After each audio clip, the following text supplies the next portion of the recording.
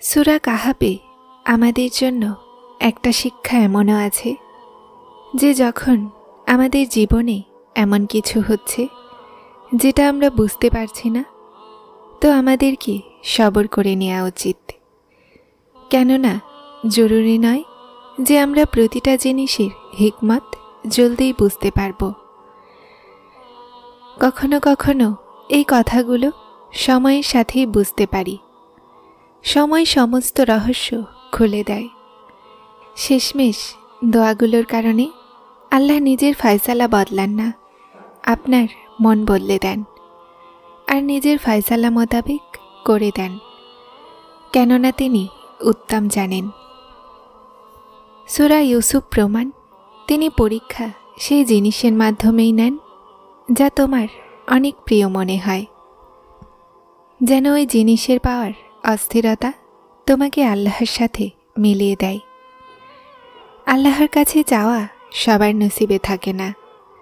যদি তুমি চাচ্ছ তো এটা আল্লাহর দেয়া তৌফিকই তো। তাহলে হতাশ হও না, যিনি তৌফিক দিয়েছেন উনি উত্তম সময়ে কবুলও অবশ্যই করবেন। হে আল্লাহ, আমাকে আসন্ন উত্তম দিন দান করুন। ভালোবাসা আল্লাহর থেকে শুরু হয়ে যায় তো মোলাকাতের অস্থিরতা ফজর থেকে শুরু হয় আর তাহাজ্জুদে শেষ। দোয়াগুলোর মাধ্যমে তকদিরের মোড় বদলে দেয়া হয়। তুমি খালি হাতে কখনোই ফিরবে না, বরং তোমার অস্থিরতা আর তোমার বিশ্বাস তোমাকে কোণের মঞ্জিল পর্যন্ত নিয়ে যাবে, এমন মঞ্জিল যেখানে শুধুমাত্র মজেজা হয়। মজেজা হয় দোয়াগুলো শুনে নেওয়া হয়, জখম ভরে দেয়া হয়, কোন বলে দেয়া হয়। কথা তো শুধুমাত্র ঈমান, তাওয়াক্কুল আর সবরের হয়। উনি জানেন যে তুমি কি চাও, তারপরও তার অফুরন্ত ভালোবাসা আসে যখন তুমি তার কাছে তোমার চাওয়া শোনাও। তোমার আরশ পর্যন্ত যাওয়া আওয়াজ তার অনেক পছন্দ হয়ে গেছে। খুব মনোযোগ দিয়ে শোনেন তিনি তোমাকে, যখন তুমি তাকে ডাকো। আল্লাহর উদ্দেশ্যগুলোকে যখন তুমি মেনে নাও তো সমস্ত কাহিনী নিজে নিজেই বুঝতে লাগো। অকল্যাণ থেকেও কিভাবে কল্যাণ তৈরি করে এটা জেনে তুমি তার শুকরিয়া আদায় করতে শুরু করো। তুমি আল্লাহর কাছে তোমার দোয়াগুলোর কল্যাণ চাইতে থাকো, কেননা যখন তুমি আল্লাহর কাছে তোমার দোয়াগুলোর জন্য কল্যাণ চাইতে থাকো তো আল্লাহ তোমার পছন্দ মতো জিনিসে না তোমাকে কখনো পরীক্ষা করেন আর না তোমাকে কখনো সেই জিনিসের তলবে লাগিয়ে দেন যা কখনো তোমার হয় না। দোয়াগুলোতে শান্তি পেতে লাগো, তাহলে বুঝে নিও দোয়াগুলো কবুল হয়ে গেছে, কেননা ওই দোয়াগুলোতে আল্লাহর ইচ্ছা শামিল থাকে। আর মজেজা আল্লাহর রাজি হয়ে যাওয়াতেই তো হয়। এই দেরি তো শুধুমাত্র তোমার দোয়াগুলোর পরীক্ষা হয়, তারপর তকদিরগুলো বদলে যায় আর কাহিনীগুলো এক কোণে বদলে যায়। কোরআন পাক বারবার বলে, হতাশ হও না, হাল ছেড়ো না, দুঃখ করো না। যে দোয়াগুলো কবুলিয়তে সময় নিচ্ছে সেটা তোমার নসিবে লেখা হয়ে গেছে। আজ নয় তো কাল তোমাকে তোমার চাওয়া জিনিসগুলো দিয়ে দেয়া হবে। দেরির মানে তো হলো এটা যে তোমার হকে কল্যাণকর করা হয়েছে, কেননা তোমার সেই দোয়াগুলোর মাধ্যমেই তোমার মনের পছন্দ মতো জিনিস তোমার আঁচলে দেয়া হয়ে গেছে। যখন দোয়ার জন্য হাত তোলো তো এটা মনে রাখো যে তুমি যার কাছে যাচ্ছ তিনি মালিকে কোন। যখন দোয়া করছো তো এটা খেয়ালে রেখো যে তিনি আল মুজিব, অর্থাৎ দোয়া কবুলকারী।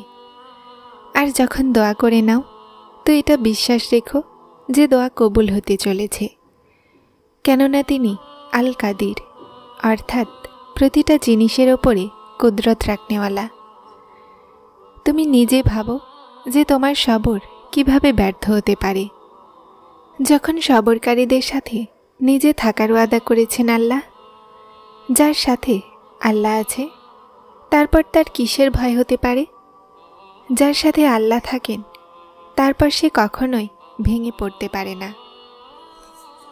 উনি বলেন, এই বিপদ শুধুমাত্র কিছু সময়ের জন্যই, সবর করে নাও। আমি সবরকারীদেরকে পছন্দ করি। ওই গন্তব্যগুলোতে খুশি হয়ে যাও যা আল্লাহ তোমার জন্য বেছে রেখেছেন। তারপর তিনি ওই মঞ্জিলগুলো পর্যন্ত নিজেই নিয়ে যাবেন যেখান পর্যন্ত তুমি পৌঁছাতে চাও। তোমার বিশ্বাস আর তোমার দোয়াগুলো তোমার ভাগ্য হয়। দোয়াগুলো চাইতে থাকো। কবুলিয়তের ফয়সালা নিয়ত আর অস্থিরতা দেখে করা হয়, পরিস্থিতি আর উসিলা দেখে নয়। কোরআন বলে, মনের অবস্থা তোমার চেয়ে ভালো তোমার আল্লাহ জানেন। তোমার দুঃখ, সিজদা আর তোমার না বলা কথাগুলো আল্লাহর ওখানে অনেক বিশেষ মাকাম রাখে। আল্লাহ তাআলা সূরা আল ইমরানে নিজে বলে দিয়েছেন যে দোয়া পাহাড়গুলোকেও তার জায়গা থেকে সরাতে পারে। তাহলে কবুলিয়তের তো সন্দেহই আসে না। দোয়াগুলোর মাধ্যমে তকদিরের মোড় বদলে দেয়া হয়। তুমি খালি হাতে কখনোই ফিরবে না, বরং তোমার অস্থিরতা আর তোমার বিশ্বাস তোমাকে কোণের মঞ্জিল পর্যন্ত নিয়ে যায়। এমন মঞ্জিল যেখানে শুধুমাত্র মজেজা হয়। তাওয়াক্কুল তো এটাই যে কবুলিয়তের কোনো কারণও বাকি না থাকে আর তখনও দোয়া জারি থাকে। দুনিয়ার নজরে দেখবে তো সম্ভবও অসম্ভব মনে হবে। তুমি তোমার চাওয়াগুলোকে আল্লাহর নজরে কেন দেখো না? নিশ্চয়ই আল্লাহ সর্ববিষয়ে সর্বশক্তিমান। সূরা ইউসুফ আমাদেরকে বলছে যে সবরকারী মানুষেরা খুব সুন্দর সমাপ্তি পাবে। জানো, দোয়াতে এত শক্তি আছে যে ভাগ্য বদলে রেখে দেয়। দোয়া চাইতে থাকো সেটার জন্য যা তোমার হাতের অনেক দূরে লাগছে। কিছু দোয়াগুলো আল্লাহ জলদি কবুল করে নেন, আর কিছু দোয়াগুলো তো আমাদের বারবার আল্লাহর কাছে চাইতে থাকতে হয়, কেননা ওই দোয়াগুলো আল্লাহর খুব পছন্দের হয়। আর ওই দোয়াগুলোর জন্য তোমার সিজদাবনত হওয়া আল্লাহর অনেক ভালো লাগে।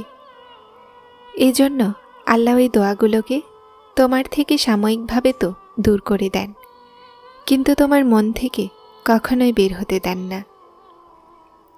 কেন তুমি আল্লাহর কাছে চাওয়া না ছাড়ছ? কেননা সেই দোয়াগুলোই তো তোমার জন্য তোমার ভাগ্য হয়। শুধুমাত্র সেগুলোর কবুলিয়তের জন্য আল্লাহ যেই সময় নির্ধারণ করে রেখেছেন সেটা তোমার ভেবে রাখা সময়ের থেকে একটু বেশি হয়। তাহাজ্জুদের দোয়াগুলোর জন্য তো 7 আসমানের পর্দা সরিয়ে দেয়া হয়। আর তারপর আল্লাহ এমন মজেজা করেন যা না কখনো জমিনবাসীরা দেখেছে আর না আসমানবাসী। আল্লাহর পরিকল্পনা তোমাকে অবাক করে দিবে। আল্লাহর মজেজা তোমাকে অবাক করে দিবে। তোমার তাহাজ্জুদের দোয়াগুলোই তোমার জন্য মজেজার রাস্তা বানাবে।